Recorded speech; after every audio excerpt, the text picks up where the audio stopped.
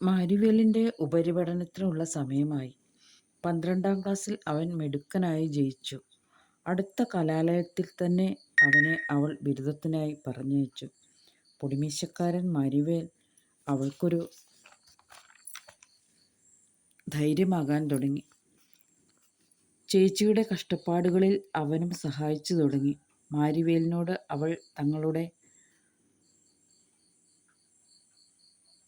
അന്നം തന്ന കട നിർത്തിപ്പോയ സാഹചര്യം പറഞ്ഞു.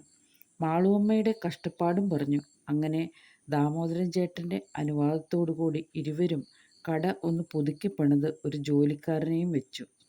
ആവണി കുറച്ച് പൈസയിട്ട് പുതിയ കസേരകളും മേശകളും വാങ്ങി മാരിവേലിൻ്റെ സുഹൃത്തായ റഹീമിനെ കട ഏൽപ്പിച്ചു.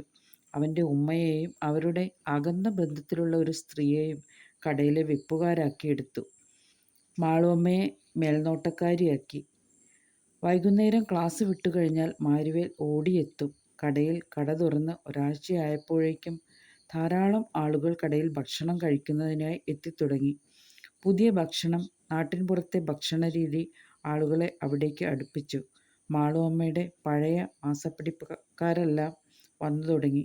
ആ പുതിയ സംരംഭം വളരെ പുരോഗതിയിലേക്ക് നയിച്ചു. ആവണിയുടെ കരങ്ങളിലേക്ക് പൈസ ഒഴുകിയെത്തിത്തുടങ്ങി. തയ്യൽക്കടയിലെ പൈസയിലും പുതിയ ഭക്ഷണക്കടയിലെ കണക്കിലേക്കും മാരിവേൽ വളരെ താല്പര്യപൂർവ്വം ശ്രദ്ധിക്കാൻ തുടങ്ങി.